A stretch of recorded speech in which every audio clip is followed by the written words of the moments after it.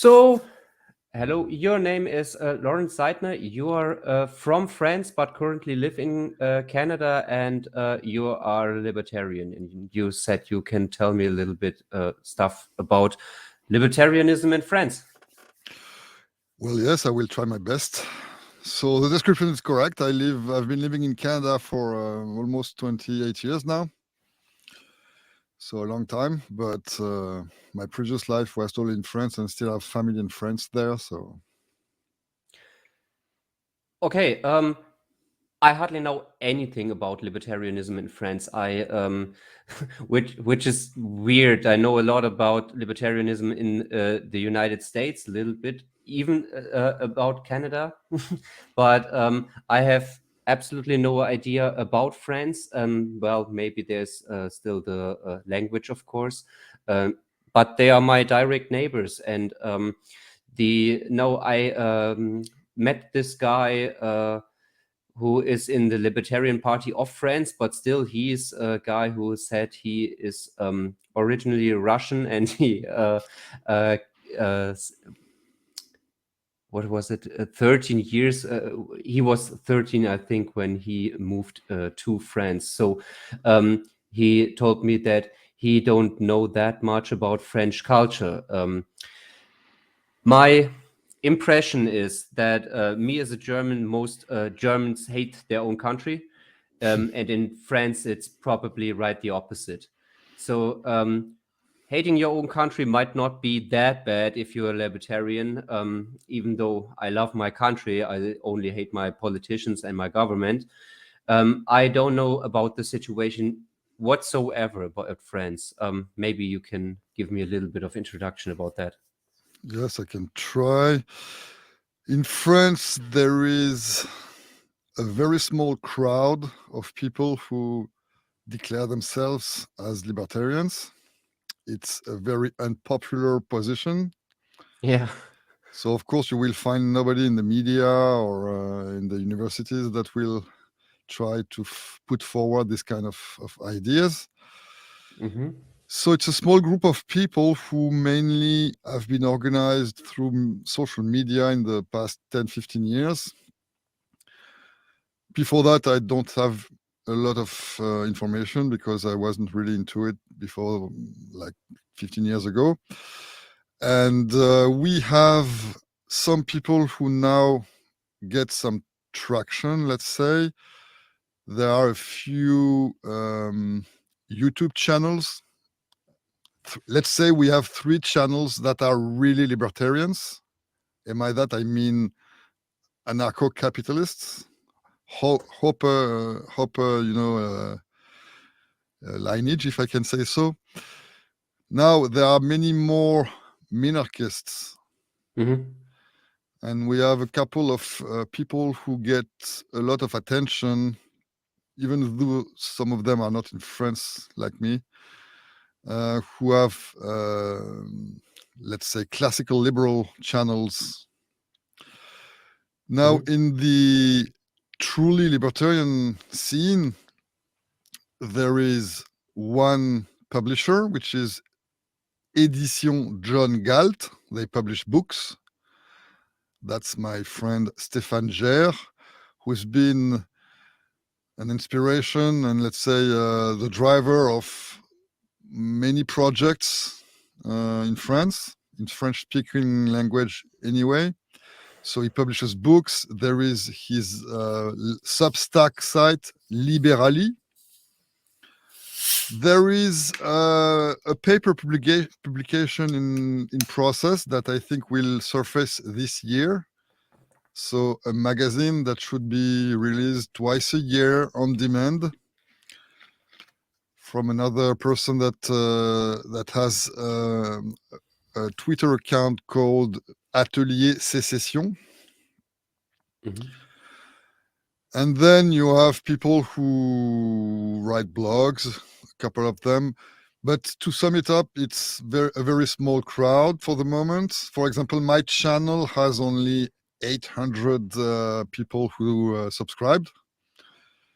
And we started a few years ago. The other channels start to get traction. Also, yes, we have our friend Adam Villon, who has a channel called Les Ondes Pirates.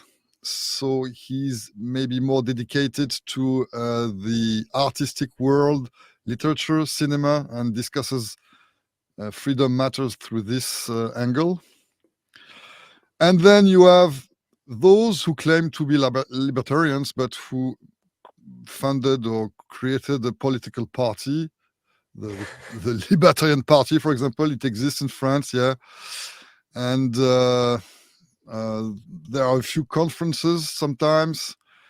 At least once a year, there is a conference where libertarian people are welcome to speak. And this kind of conferences, it's a small crowd of a few dozen, 100 or 200 people, but not a big crowd of 2,000. Mm-hmm. So it's a burgeoning scene, let's say. It's getting traction. I think also that the Javier Milei drama or or news has been helping for that, to spread the ideas and make them a bit more popular, even in France. But yes, France is a very, very, very socialist country. Yeah. So as soon as you don't express the extreme views of the far left, you're considered a liberal there. So the current government, Macron, who is a complete socialist, is regarded by the media and by all of these people as some, oh yeah, almost extreme liberal. Somebody even compared his new prime minister, who just came into function a few days ago, compared him to Milei. So it's really funny. Okay. Yeah. Okay. But still, people in France don't really like Macron, do they? No, but those who hate him, it's either because they find it not on the left enough. Oh my God. Okay. Yes. Or some of them because he's not nationalist enough. Uh-huh. But very, very few. I mean, I don't really know anyone except the libertarians who will say, okay, this guy is a socialist and we need to get rid of, most of his policies.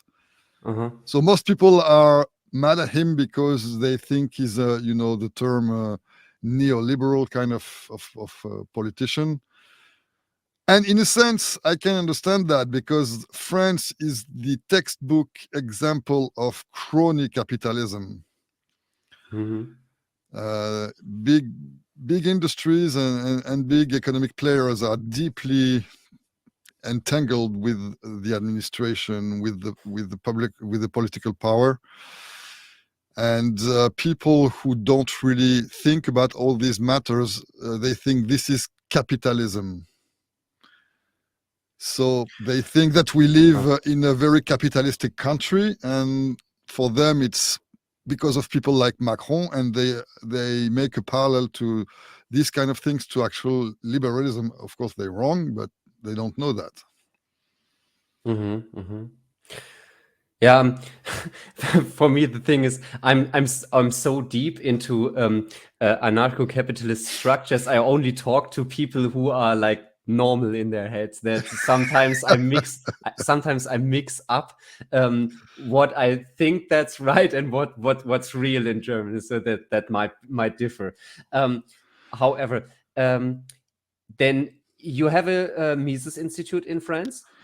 And yes, Stéphane Gère, who I mentioned earlier, who has founded the John Galt Edition company, he also founded the French Mises Institute. Mm-hmm. It's pretty quiet. It's been publishing articles for a couple of years now, but Stéphane cannot be at several places at the same time, so he preferred to spend more time on his publishing work, the publishing of books. Yeah. But there is a website, mises-fr.org, which proposes articles in the vein of the main Mises Institute. Yeah.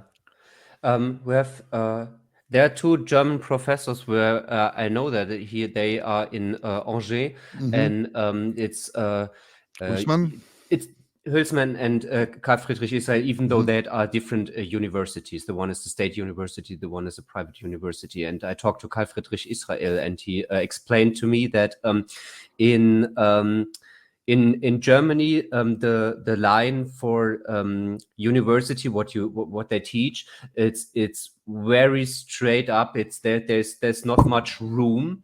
Where in France you have more extreme positions, like there are real Marxists, but there are also some libertarians. So this might even be a little bit better in France. Oh, I don't know if it's better, but it's not like that. How should I call it?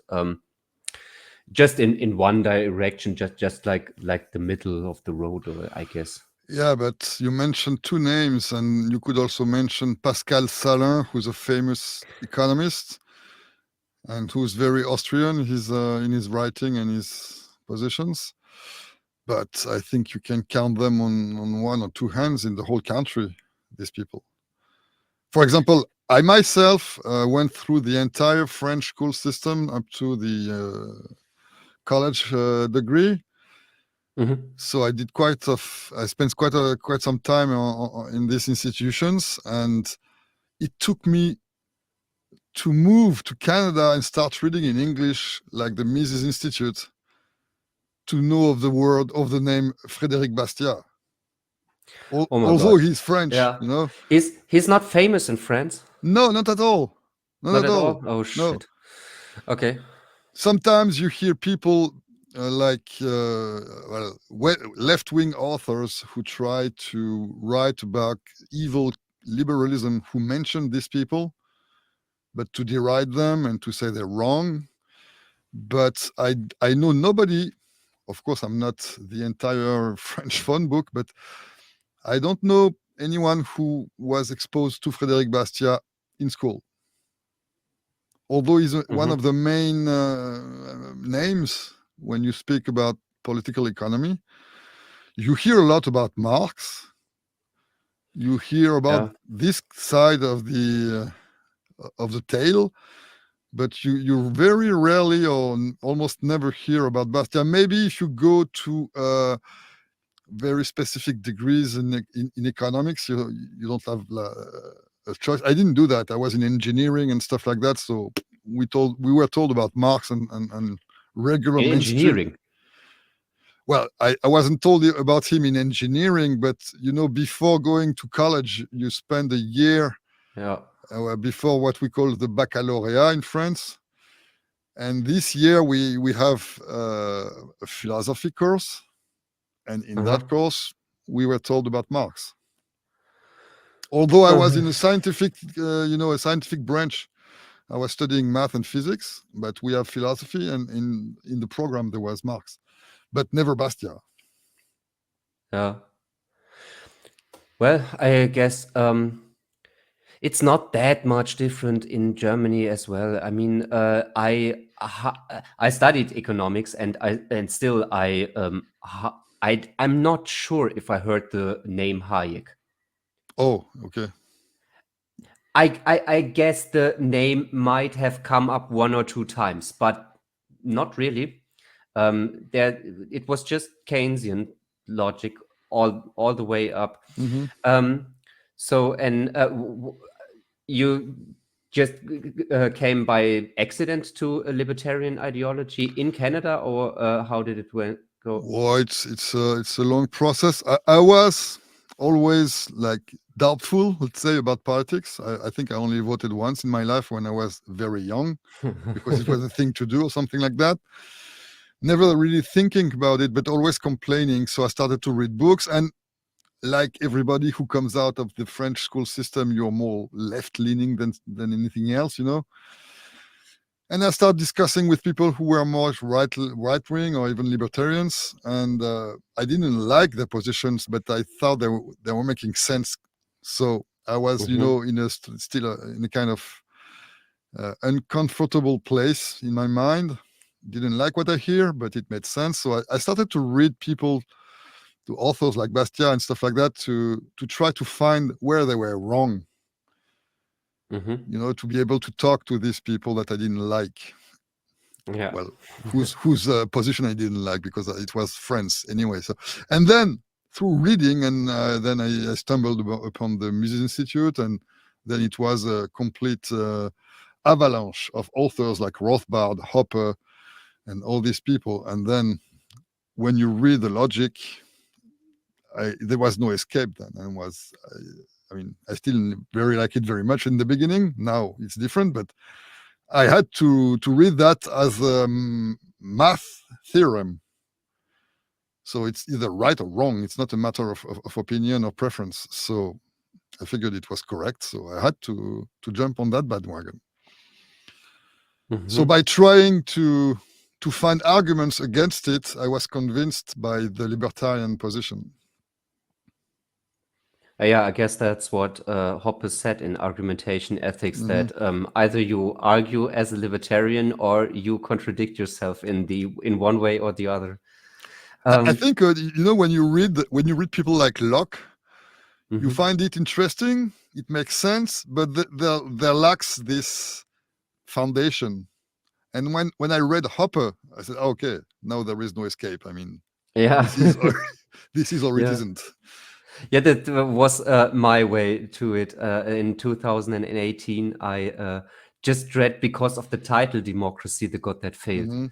I was not into libertarian. Yeah, a little bit. There were two guys on YouTube who made libertarian content, but I was not really familiar with the topic, and it was all about politics and the migrant crisis, which just made me political. I just said, there's something going on. I can't really explain what is going completely wrong.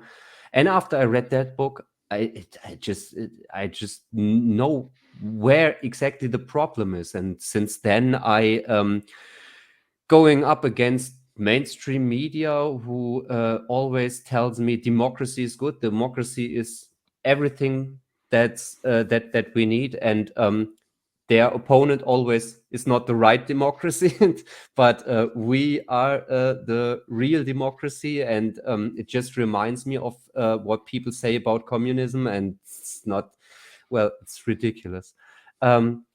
So how do you think in the future will it move to Marine Le Pen and Rassemblement National, and will that change anything in France? Who knows? Yes, it's possible that she gets elected, or that party rises to power. Why not? Now, will it change anything? Surely for the worse, because every new president is always worse than the previous one. It's a constant degradation, and we're coming from very low already. So you're really digging into the gutter here. How is her position on economic topics? Are they worse than Macron? She's even more Marxist. Oh my God. She has, if you read her economic program, it is no different than from the other extreme of Mélenchon and all the far left. It's a big, fat, omnipresent state that does everything, but on top of all the other things that the other parties want, she's going to close the borders. Yeah. And sure. and reinforce protectionist measures and all that shit. So she's exactly like the far left, except that she has a stance which is more nationalistic. And so, if she rises to power, it's going to be a free fall very quickly. Maybe it's a good thing. Because maybe you need a reset by going really deep into the crap. But maybe it's not a good idea either. I don't know. But in any way, no, she she is not the solution. Personally, I really think there is no solution through politics. I think I have even big doubts about Milei. So Sure, I'm with you in that, but still, it's yeah. I hate politics, but also I'm fascinated by it. So yeah, it's it's in a the great media show. all the time. It's like Mm. Millet is. So I'm not really convinced that everything will be fine in Argentina. For example, I think Millet should allow secession, Yeah. which Hmm. is must have. So other, if you don't, I think you can't really call yourself a libertarian. And like you said, I don't believe in politics, but still I watch it because that's what people know, and I have to look at this stuff to talk to other people. Yes, of course. We all witness what's going on in Canada. We have Trudeau, which is a shit show in itself. Yeah. So we are never bored either on that continent or on yours. That's a fact. But I was just saying that because everybody especially in the minarchist circles, were excited by the election of Milei. And yeah, sure, it's a cool thing to see somebody with these ideas gather so much popularity. Yeah. The message is great, and he has done a great job of communication.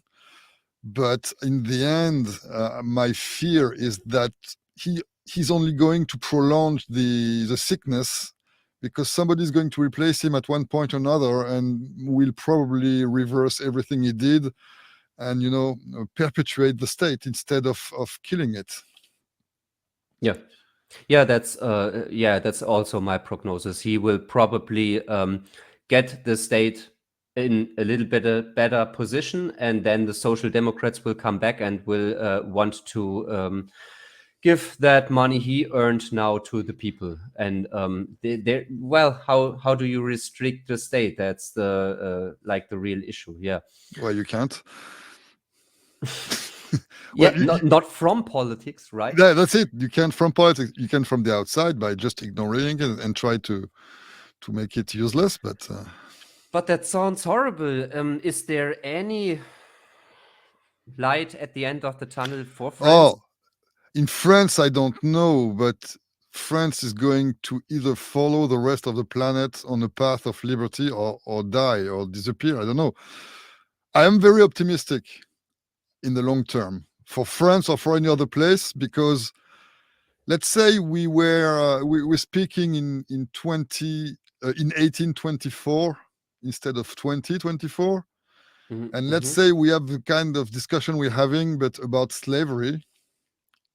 That's a very common example, but I like it. Yeah. And we would say, oh, how can we get rid of slavery? It's been there for thousands of years. It's the way things are. There is no end to that. Oh. But 200 years later, here we are. Even if it still exists in a few places, it's regarded as something completely immoral and something that no sane person will vouch for. Yeah. And my hope is that the state itself, which is public slavery, so we got rid of private slavery by speaking about it, by showing it's just indefensible. Now we can hope to achieve the same thing by what you do, for example, on your channel, and but what every libertarian does by trying to talk to people, by convincing them that the state is just public slavery, and that's the second slavery we have to get rid of. And if there is any hope in the long term for the human species, it's without slavery of any kind. What gives you this hope? I mean, you just made sound everything so horrible, because you just told me that even the people don't. You didn't even heard about Frédéric Bastiat. When the people don't listen to these ideas, then Oh yeah, how will they spread? I agree with that, but that's why I started this channel. I guess that's why you started yours. It's why the people I mentioned earlier started to print books, to write articles. The only thing we can do is try to disseminate these ideas. Yeah, sure. That's what I'm doing. Yeah. None of us are going to start a political party and try to with an election, something like that, because as true libertarian, we know it's hopeless and it's only feeding the beast. So we're going around, and also you can work on secession outside of these speeches and all these videos. You can work on your own with your friends, by building your own local network. I'm not speaking about becoming, some survival people who build bunkers and really shut off from society. Although why not? But by spreading just the idea and a way of life, by adopting Bitcoin or I don't know what, or buying gold, stuff like that, you can start to make the state appear and effectively be useless to many people. Mm-hmm. Yeah, I already had Bitcoin on my mind. I wanted to ask you about that. In France, we have a huge community actually that's about Bitcoin in Germany. It's called 21, like 21 for 21 million Bitcoins. Mm-hmm. And they can by now be found in like every city. You can go there to meetups, meet other people who are interested in Bitcoin. It's gaining popularity in high speed. And how's that situation in France? Are they adapting it? I don't really know about that because I don't live in France, but also I'm not very big on Bitcoin. I played a bit with it a few years ago, made a bit of cash, but I still have my doubts about this this currency. Okay. But I have nothing against it either. So I don't really know how popular it is in France, but it seems, because you find you find more and more people talking about it, and also living with it, like trying to trade and pay in Bitcoin, for example. I know a few people who do that. So, but that's just my immediate surroundings. I'm not sure if it's really a trend or not. Okay. By now it's 11 p.m. I would like to end it, but I would love to come back to it. Maybe we could have a chat with 2 or 3 other people from around Europe. And it's really interesting. I would like to thank you for your time. And I will probably write you if there is if I have a question about certain things. Maybe you can help me out. Yes? Yes. Okay. I'm all open to connect with other libertarians around the world. So yeah, please. So also, my friend Stefan, I think he sent you a message, and he just wanted to know if you got it and if you were interested in replying. I don't know if you left a comment on the video or somewhere else, but okay, I will have a look right now. Yeah. Okay, I will answer soon.